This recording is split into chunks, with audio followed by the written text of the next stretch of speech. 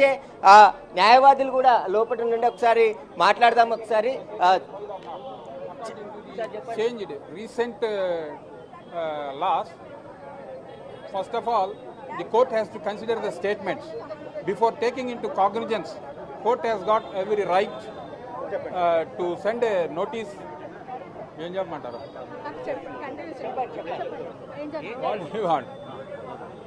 నాగార్జున గారు తెలుగులో చెప్తే మీకు కావాలంటే కంటిన్యూ చేస్తాను తర్వాత. నాగార్జున గారు ఆనరబుల్ మినిస్టర్ కొండా సురేఖ గారి మీద, yes first let me clear in Telugu, thereafter if you want I can address.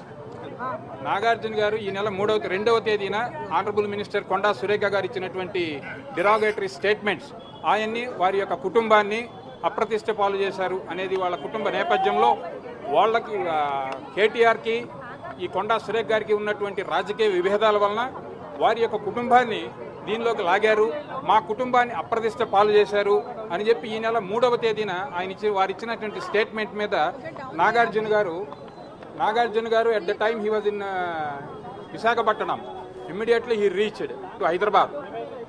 Hyderabad రాగానే 3rd of this month he made a complaint. It is called a private complaint before this honorable court. The honorable court has got ample power to take into the cognizance. Before that, accused should be given an opportunity of being heard. For that, వాళ్ళు ఇచ్చేటటువంటి అవకాశం ఉన్నది. ఇంకొక 3వ విట్నెస్ని విచారించాలి. ఆ విట్నెస్తో కూడా అవసరం ఉన్నదా లేదా. ఇప్పుడు ఆల్రెడీ ఈరోజు నాగార్జున గారి మేనగోడలైనటువంటి వై సుప్రియ గారి స్టేట్మెంట్ కూడా తీసుకోవడం జరిగింది. ఆ రోజు 2వ తేదీనే వారి యొక్క స్టేట్మెంట్లు రికార్డ్ అంటే కంప్లైంట్లో ఇవ్వడం జరిగింది. యాజ్ ఇట్ ఈస్గా కంప్లైంట్ని ఇచ్చిన దాన్ని స్వోరన్ స్టేట్మెంట్ అంటారు. Sworn statement complainant at the same time first witness అయినటువంటి వై సుప్రియ గారు కోర్టు వారి ముందు స్టేట్మెంట్స్ తీసుకోవడం జరిగింది. కోర్టు వారు తీసుకున్నారు. నెక్స్ట్ అడ్జోర్న్ చేశారు. మ్యాటర్ ఎప్పటికి అడ్జోర్న్ చేశారు. By the time I came out. కాబట్టి ఆ తర్వాత ఏం జరిగింది అనేది నాకు తెలియదు. ఎనీవే అంతవరకు మ్యాటర్ జరిగింది. నాగార్జున గారు మాది చాలా గౌరవమైనటువంటి కుటుంబము. గత 50-60 సంవత్సరాల నుంచి కూడా మా నాన్నగారు అక్కినే నాగేశ్వరరావు గారి దగ్గర నుంచి యావదాంధ్రులకి అందరికి తెలిసిన విషయమే. మోరోవర్ నేను తెలుగు, హిందీ, తమిళ్ నేషనల్ లెవెల్లో నేను పాపులర్ ఫిగర్ని. మాకు అటువంటి రెప్యుటేషన్ ఉన్నది. నాకేగా ఈవెన్ మై సన్ చైతన్య కూడా తెలుగు, తమిళ్, హిందీ భాషలో నటించడం జరిగింది. అత్యంత మేము రెప్యుటేటెడ్ ఫ్యామిలీ. మా రెప్యుటేషన్ని ఆనరబుల్ మినిస్టర్ కొండా సురేఖ వాళ్ళ మధ్య ఉన్నటువంటి రాజకీయ విభేదాలను, కేటీఆర్కి వారికి మధ్య ఉన్నటువంటి రాజకీయ విభేదాలని దాన్ని ఆయుధంగా చేసుకొని మా కుటుంబం మీద అప్రతిష్ట పాలు చేశారు.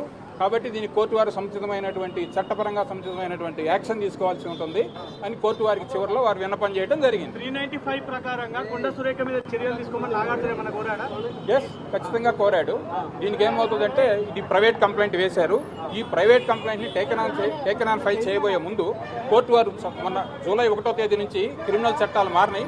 మీకు అందరికి కూడా సుపరిచితమే. బహుశా ఆ కొత్త చట్టాల ప్రకారం అక్యూజ్డ్ నిందితురాలు, ఈ కేసులో ఎవరినైతే నిందితురాలుగా కొండా సురేఖను సూచించారో ఆ కొండా సురేఖ కూడా అవకాశం ఇవ్వాలి. ముందు ఆపర్చునిటీ ఆఫ్ బీయింగ్ హర్డ్ అనేది వాళ్ళకు కూడా అవకాశం ఇచ్చిన తర్వాతే కాగ్నిజెన్స్ టేకెన్ ఆన్ ఫైల్ చేయాలి. అలా చేసే అవకాశం ఉంది. అది చేస్తారు. వాళ్ళని కూడా పిలుస్తారు. ఫస్ట్ అవకాశం ఇస్తారు. Before that court is not going to give a CC number. అయితే కోర్టు 10వ తారీఖు వాయిదా వేసింది కాబట్టి ఈ రోజు నాగార్జున సుప్రియ స్టేట్మెంట్ మాత్రమే రికార్డ్ చేసింది. కొండా సురేఖ చేసిన వ్యాఖ్యలన్నిటిని కూడా మీడియా ద్వారా, ఇటు సోషల్ మీడియా, న్యూస్ ఛానల్స్ ద్వారా మేము తెలుసుకున్నాము. ఆ తర్వాత కుటుంబ సభ్యుల నుంచి కూడా ఫోన్ కాల్స్ వచ్చాయి. ఇట్లా కొండా సురేఖ వ్యాఖ్యలు చేసిందని చెప్పేసి, ఆ వ్యాఖ్యలకి మేము షాక్కు గురయ్యామని చెప్పేసి కూడా మొదటి సాక్షిగా ఉన్నటువంటి